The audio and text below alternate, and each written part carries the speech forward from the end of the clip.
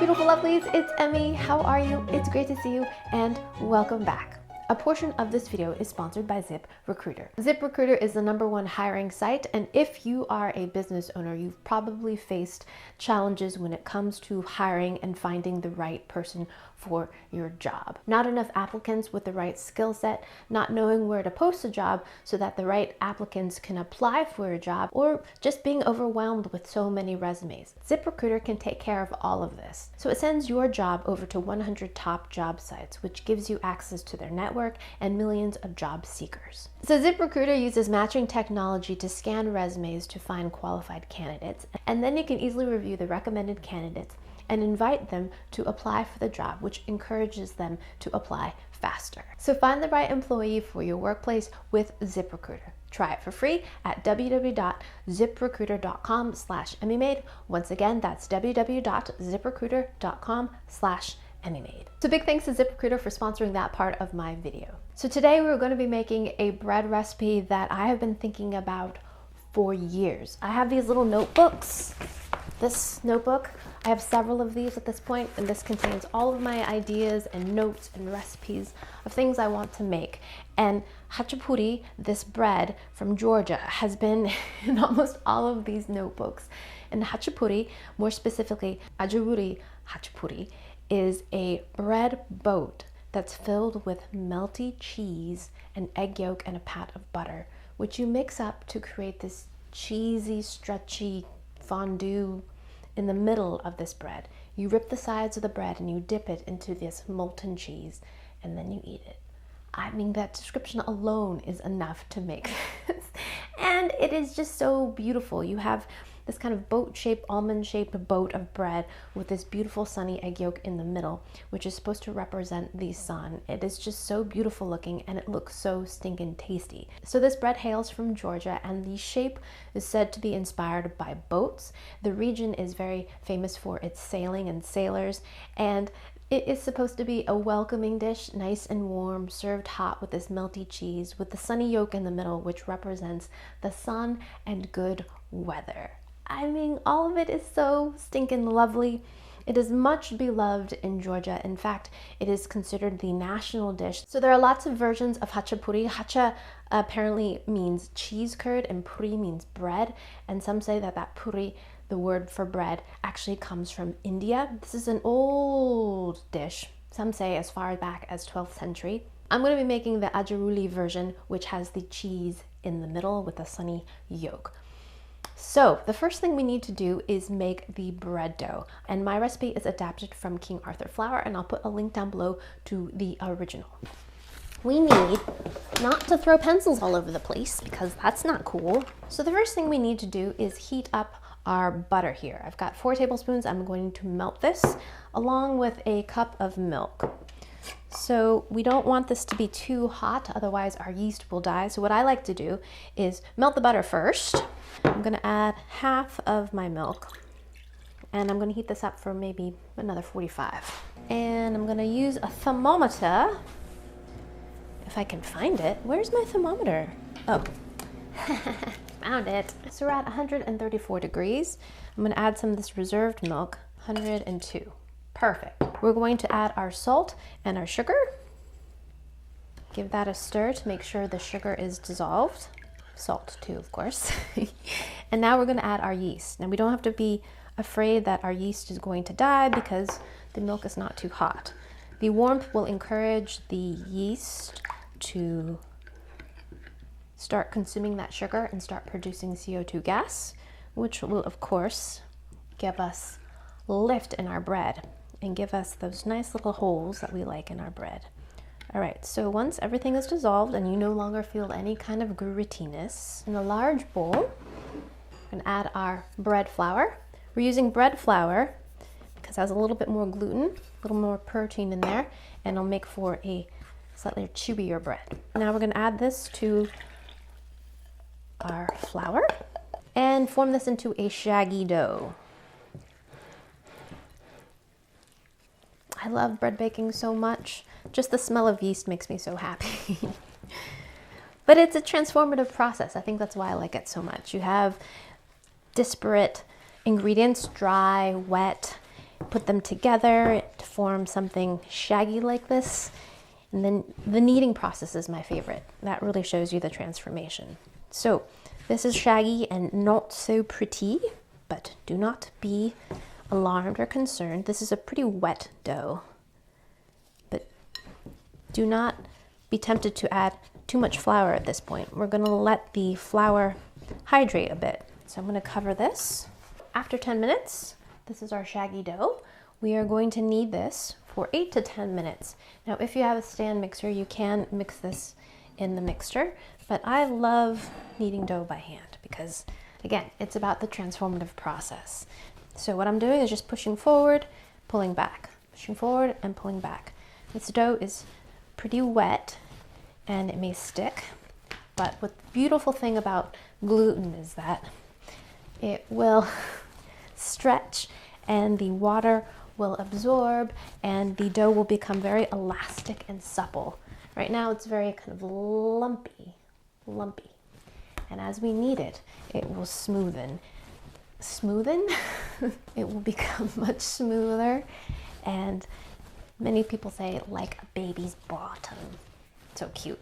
And already you can feel it in your fingers begin to kind of like ease and get smoother and softer. And then we'll transfer it to this same bowl. I'm going to scrape this out and add a little bit of oil to it and add a little oil to the top of this dough ball as well, and place it in the bowl and then cover it with a bit of plastic wrap and then put it in a warm spot to let it rise for an hour and a half.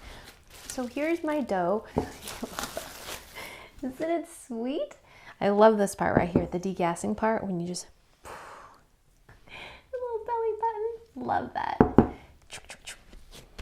Divide this into 4 because this makes 4 khachapuris. So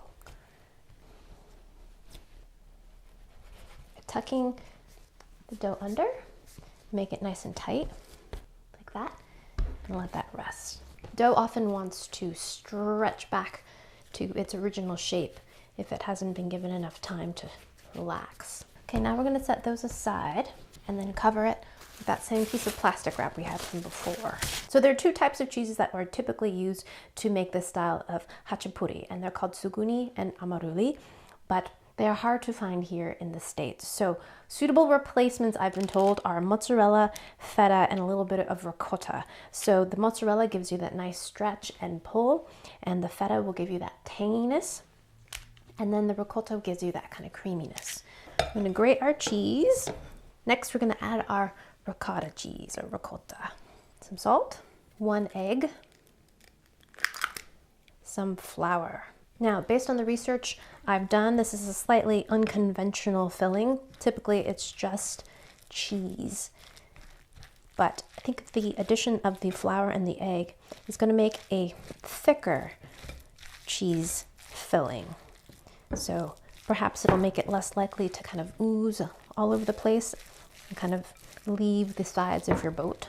That's my theory, at least. I've not made this recipe before. Oh. Alrighty, so now we are ready to assemble our khachapuri. Now, I almost forgot to add my black pepper to my filling. We want a lot of coarsely ground black pepper. So I'm gonna make mine a little bit bigger. There we go. The dough we're gonna press out and shape into an oval. Now, I've seen lots of different methods on how to shape the boats. All of them have basically the same intention, which is to contain the cheesy middle. Now, I'm doing this on parchment because when we transfer it to the pan, this is going to be quite heavy, so we can just use the parchment to lift it. And now we're going to add 1/4 of the filling and spread it out into kind of a football shape. Now we're going to lift the sides up to build our boat. To hold in our cheese, and then we're going to pinch the ends together like this and pinch. And cover this with some plastic wrap. So we're going to let this rest for 20 minutes. And then after that, we're going to use a little bit of egg wash, which is just 1 egg and 1 teaspoon of water beaten together, brush that on the perimeter, and pop this into a 375-degree oven and bake for 15 minutes. Then we're going to pull this out make a little indentation into the cheesy portion and drop a whole yolk in there. And then place it back in the oven for about 3 minutes. And then when it comes out, we were going to taste this. I cannot wait. Okay, see you in a little bit. Oh, oh my gosh. Yes, so beautiful. Oh, I'm so happy about this. It is so beautiful. And we're gonna take a little bit of butter and rub it on the bread.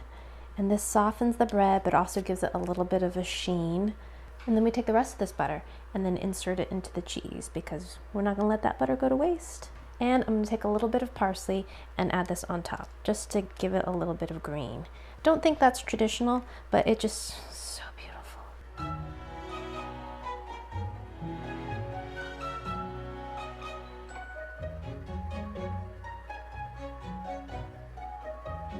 This is the part that I'm most excited about, the tasting part. But look at this process. We're gonna mix this together and it's gonna create its own kind of fondue. Amazing, here we go.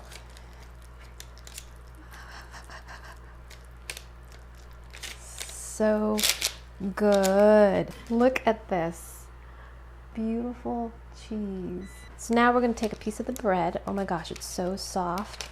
Dip it right into there. Yeah. Itadakimasu.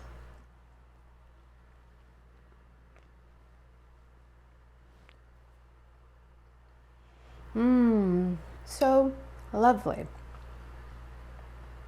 I love the combination of freshly cracked black pepper with the tangy, stretchy, milky, creamy cheese in the middle of that.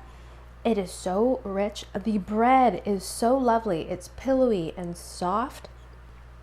And it goes so well with this stretchy cheese. The feta is a really nice touch to that because I really like that tanginess. It's present, but it's not too strong. So soft, slightly chewy, a little bit sweet. And with this cheese, oh, delicious. The bread is almost more like a milk bread in consistency.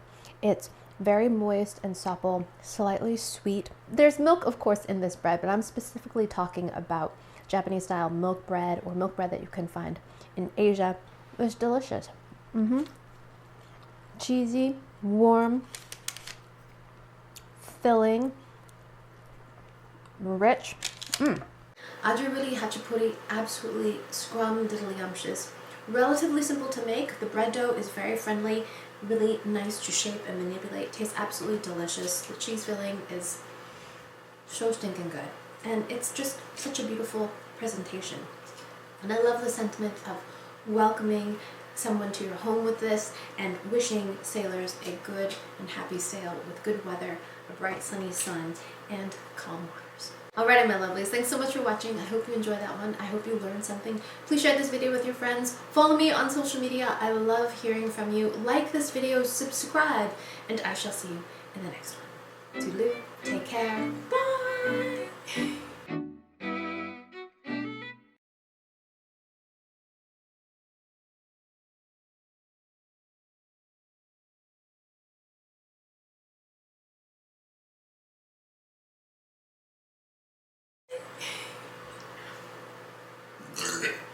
Wow, that was a deeper belch, right?